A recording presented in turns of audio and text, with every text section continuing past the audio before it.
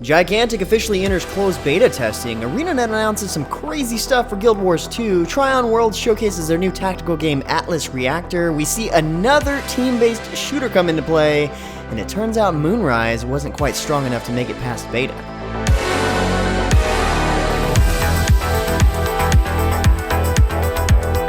What's happening, guys? James Blon here with MMOHuts.com with a quick weekly recap for MMO news and announcements of the week ending August 31st, 2015. And starting out the news this week is, of course, plenty of news from PAX Prime 2015. You might have noticed already, but Dizzy PW snagged some footage of an awesome match of Gigantic that he got to play at the Motiga booth. But beyond just that, Motiga announced at the show that Gigantic is entering closed beta for Windows 10 and Xbox One, with the full release of the game planned for later this year. We actually thought it was going to be released in 2016 for sure, but turns out it's going to be this year, so sooner is even better.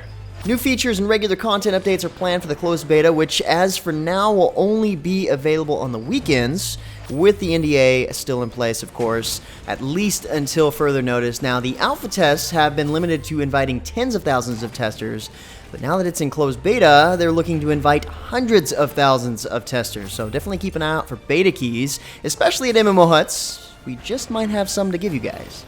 Other exciting news we didn't exactly expect from ArenaNet at PAX Prime. On day 2, they totally stole the show first thing in the morning with an announcement that Guild Wars 2 is going free-to-play. It is free-to-play now. Yeah, that's pretty intense. That morning during the presentation, the president of ArenaNet came out and discussed the idea with great length. The question became, how do we get more players playing the game? And the answer usually is a free trial, but from his perspective, they say that free trials wear off. Now, seeing that the game is free to play, the entire game, you can see if you like it and then go ahead and buy the expansion. So that's sort of the whole idea behind this, and it makes sense. This is one of the first times we've actually seen a game go free to play, and it wasn't because they were hurting. Not exactly sure that some of the veteran players are going to take this news lightly, and ArenaNet hasn't exactly announced what they might do to comfort their loyal longtime players, or the people who bought the game full price, say, a few days ago. We'll just have to see. But besides all that, they announced the launch date for Heart of Thorns expansion, which is October 23rd, and they decided to show off the new group content for the expansion in the form of raids. Pretty cool stuff announced this year, and we've got more information and all of the trailers across several site posts at MMOHuts.com. Check it out to learn the details. Next up, Trion Worlds also had some stuff to show us at PAX. First up, the long-needed quality of life upgrade mirroring the Korean version 1.8 changes are coming to ArcheAge within the month. With this comes a far greater sense of guild functionality, faction politics, and much-needed rallies to force the world into turmoil and fear.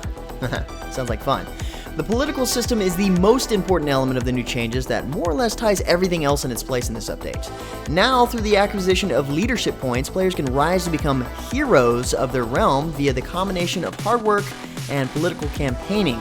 But beyond the new political system being rammed into the player-driven world of ArcheAge, we also see guilds receiving a massive overhaul in terms of functionality, purpose, and contribution to the overall scheme of the game. Now, guild leaders can actually advertise their guild for a small fee, roughly a few gold per week, which is still in testing, so that's going to change, on an in-game user interface offering potential recruits the ability to swipe their way through brief descriptions of the guild's stats, goals, and overall theme before submitting a request to join. Then, these recruits are forwarded to the guild leader and anyone set on the managerial council for review before acceptance. Pretty sweet, actually. And this is only part of the update, so check out what's new in ArcheAge in the PAX Prime Day 1 recap, linked in the description below.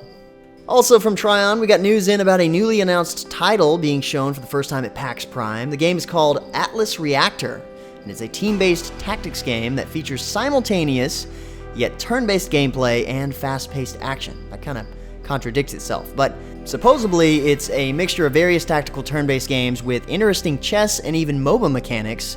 So being that the game is still turn-based, yet intended to be a competitive MOBA-style game as well, they've added in the concept of extended life past death. So basically, if you activate an action on your turn, even if your character is blown into bits, they will still stay alive until they execute that action.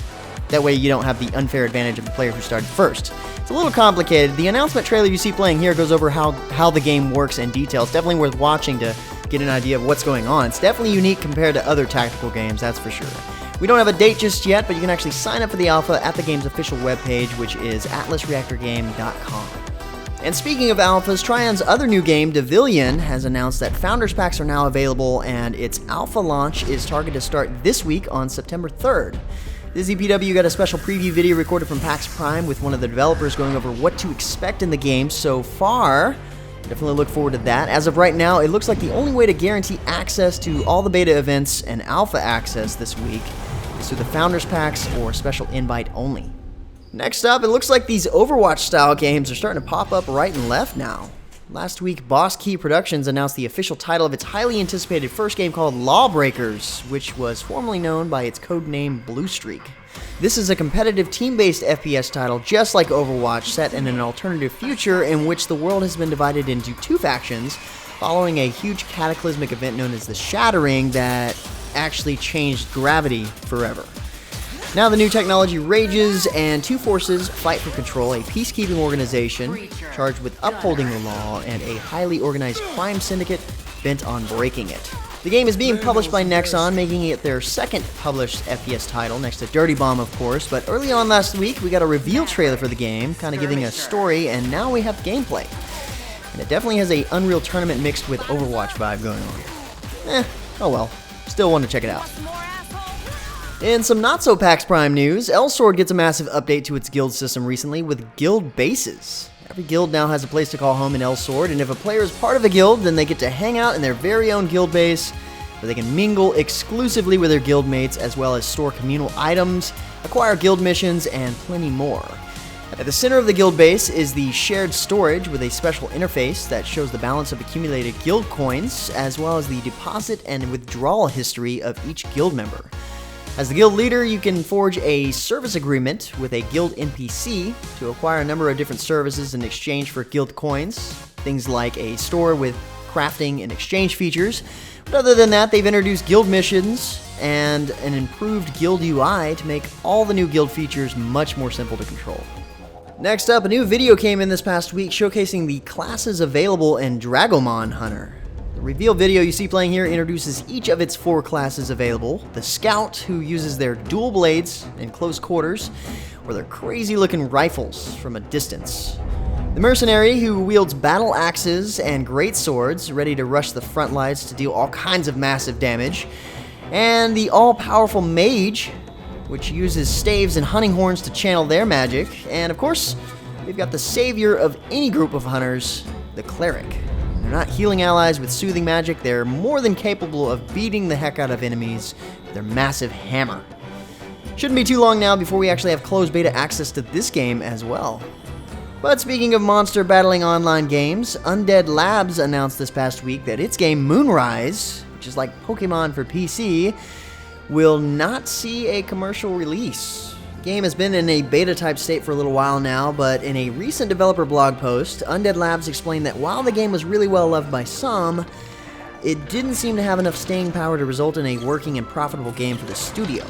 So, seeing that the game doesn't have a bright future, the studio is still going to release its remaining content and grant current players a Sunset Pack, which is their largest one, along with additional boosts, keeping the servers open for them to enjoy for the remainder of the year. It's kind of nice of them. And finally, for a last bit of news, DRAGO Entertainment announced a newly re-established date for the early access launch of Otherlands. Previously scheduled for this week, actually, the development team is needing a little bit more time to enhance the game a bit further. The new date for early access is going to be on October 9th, but to prove a point and to apologize to the community for the delay, DRAGO released a new feature video you see playing here, focusing on the multiverse, and shows off some never-before-seen footage to point out that the game has come a long way and is definitely going to be in a much more developed state in its early access than most games. Check out the new key features video to get a feel for what to expect in early access. Anyway guys, that's about it for all the major MMO news and announcements for this week. We still have plenty more PAX Prime announcements and coverage to show you guys, so definitely look forward to that this coming week. But beyond that, I also wanted to let you guys know that there's not going to be a recap on September 14th, because I will be off getting married and taking a first look at a cruise ship and a couple of beaches in Mexico. So yeah, super excited for that, and I'll have a nice double dose of news for you guys when I get back. But like always, you can get more information about the news featured in the recap from the links in the description below, or you can head over to MMOHuts.com for even more news. Feel free to discuss the news in the comments below, or head over to MMOHuts.com/forums. And until next time, guys, that's going to be it for me. I'm James Blonde. See you out there, gamers.